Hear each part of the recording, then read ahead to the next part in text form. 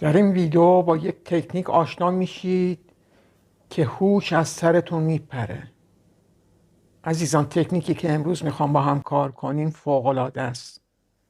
فقط کافیه رویا پردازی کنید، یک خاطره برای آینده ایجاد کنید و این خاطره در آینده اتفاق خواهد افتاد.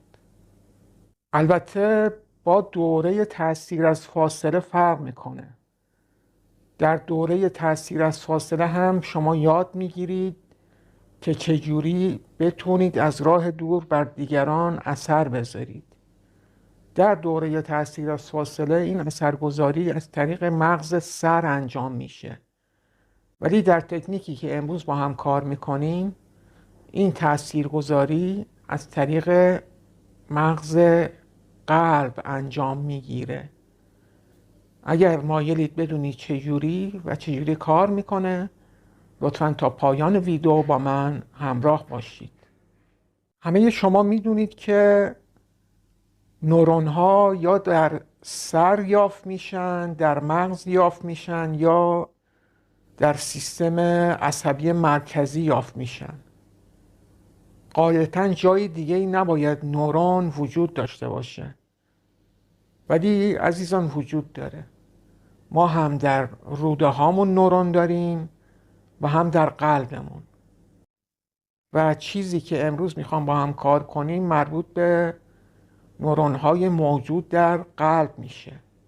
حدوداً 40,000 نورون پرقدرت در مایچه های قلب ما وجود دارن که همون وظایفی رو دارن که در مغز سر بقیه نورون ها دارن.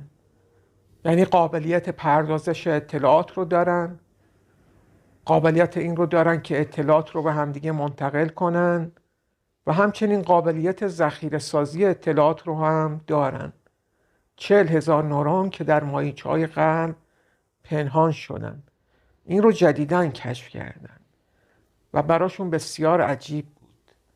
ولی عجیبتر اینه که عزیزان، به جای اینکه مغز سر ما نورون‌های موجود در قلبمون رو کنترل کنن، قاعده برعکسه.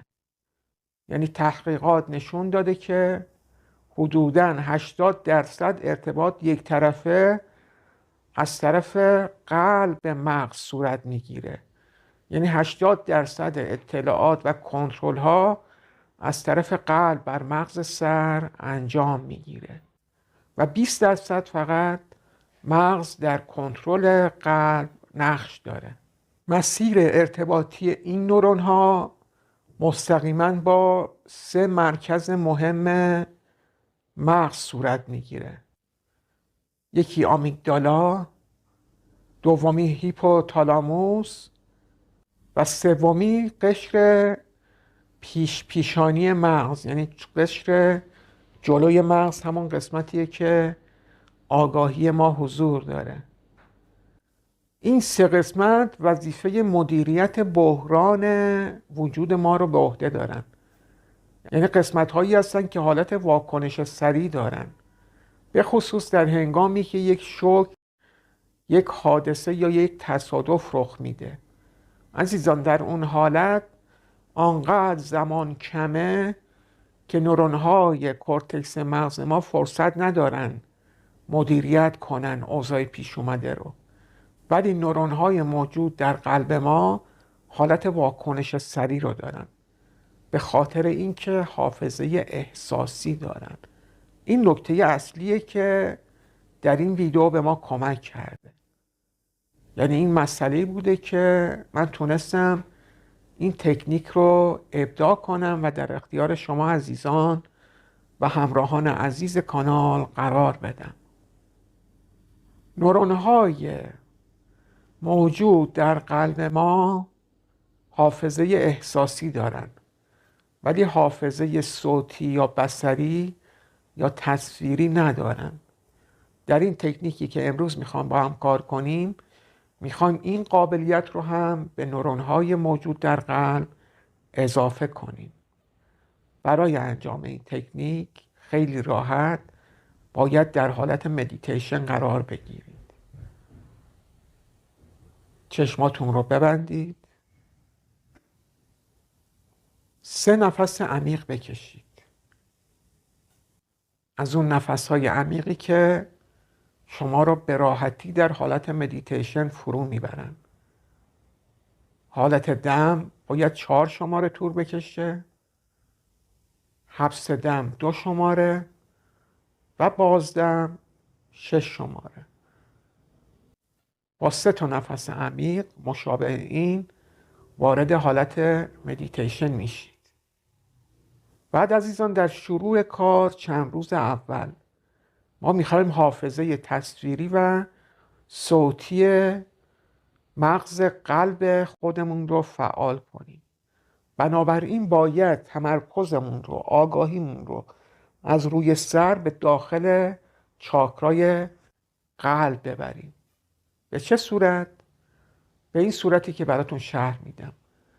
در مرحله اول میخوایم حافظه صوتی چاکرای قلبمون رو فعال کنیم. بنابراین آگاهیتون رو ببرید روی چاکرای قلب، تمرکزتون رو ببرید روی چاکرای قلب و تصور کنید یک باند بلندگو در چاکرای قلب شما واقع شده. تصور کنید یک باند بلندگو در چاکرای قلب شما واقع شده و داره یک صوتی رو پخش میکنه.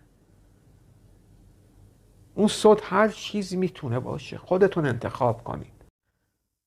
ولی پیشنهاد من حروف سانسکریت چاکرای قلب هست، یعنی آناهاتا یا آناهات.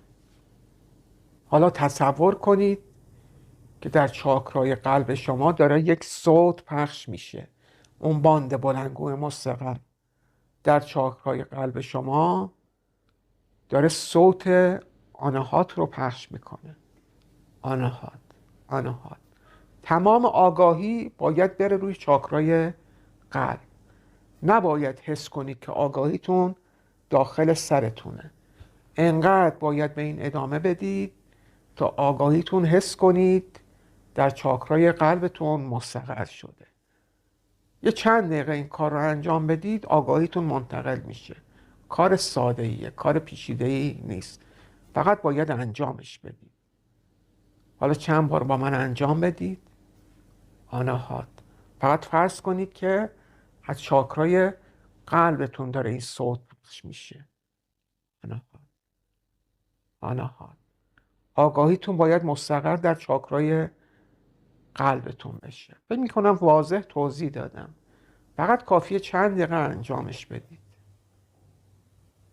بعد از اینکه تونستید حافظه صوتی چاکرای قلبتون رو فعال کنید، موقع اونه که حافظه تصویری چاکرای قلب رو فعال کنید. حالا یک نماد انتخاب کنید. مثلا یک درخت، یک گل، یک شی، فرقی نمیکنه. من پیشنهاد میکنم یک درخت سبز زیبا رو تصور کنید که در چاکرای قلبتون فعال شده.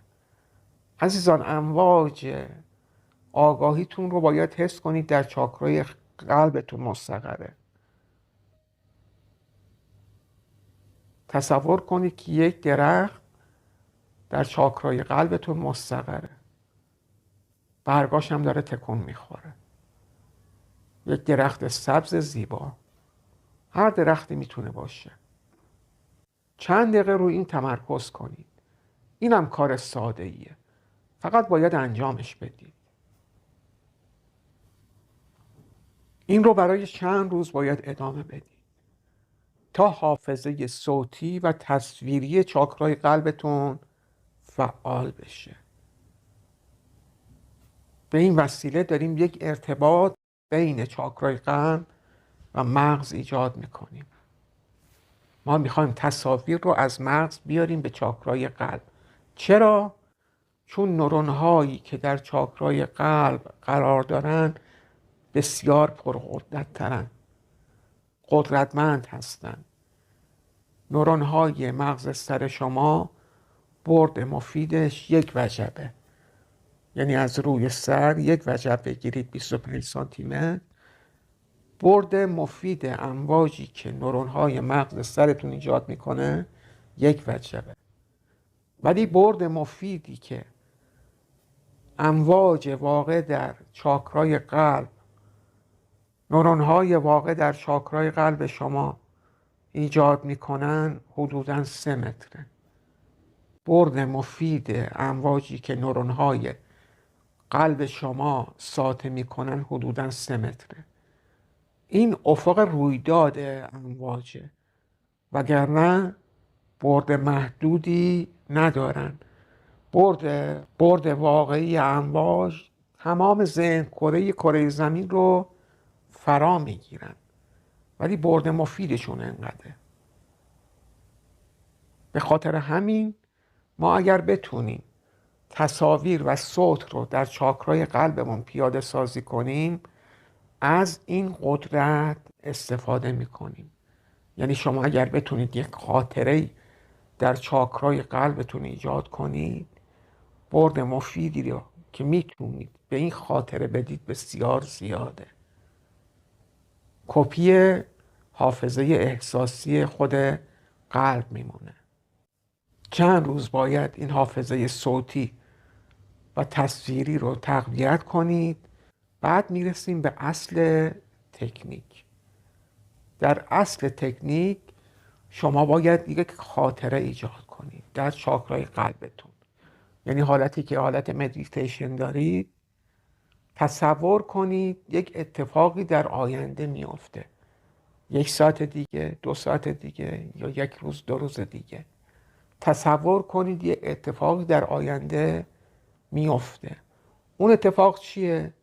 یک اتفاق خوب. هر چیزی میتونه باشه. مثلا تصور کنید شخصی میاد بهتون یک پیام محبت آمیز میگه، یا شخصی میاد یه چیزی رو به شما هدیه میکنه. اون خاطره رو به صورت صوت و تصویر باید در چاکرای قلبتون بسازید. یعنی حس کنید که محل پردازش اطلاعات صوتی و تصویری چاکرای قلبتونه، نه داخل سرتون. یعنی هنگامی که این خاطره رو دارید مرور میکنید، باید آگاهیتون در چاکرای قلبتون حضور داشته باشه، نه در چاکرای سرتون. تکنیک به همین سادگی عزیزان، منتها معجزه میکنه. باید انجامش بدید. سوالی پیش میاد که آیا به جای ایجاد خاطره خوب میتونیم خاطره بد رو هم ایجاد کنیم؟ البته میشه، ولی چه کسی حاضره برای آینده خودش یک خاطره بد رو ایجاد کنه؟ همه ما توی رویا بافی هامون دنبال ایجاد مناظر خوب هستیم، اصوات خوب هستیم، دنبال ایجاد وقایعی هستیم که حالمون رو بهتر کنه، نه اینکه بدتر کنه. عزیزان، من در دوره آموزشی خصوصی غیر رایگان تاثیر از فاصله تکنیکایی رو به شما ارائه کردم که به سادگی میتونید از راه دور بر دیگران تاثیر بذارید. اگر میخواید به این دوره دسترسی پیدا کنید، از لینک موجود در بایو یا در دیسکریپشن، لینک تلگرام موجود در دیسکریپشن استفاده کنید و مستقیما با خود من ارتباط بگیرید. من خودم شخصا جوابتون رو میدم، ادمین ندارم. لطفاً پیام بدید تا راهنماییتون کنم که چجوری میتونید به این دوره آموزشی بی‌نظیر دسترسی پیدا کنید. از اینکه کانال رو سابسکرایب میکنید و همراه من تا پایان ویدیو باقی میمونید سپاسگزارم. تا دیداری دیگر، بدرود.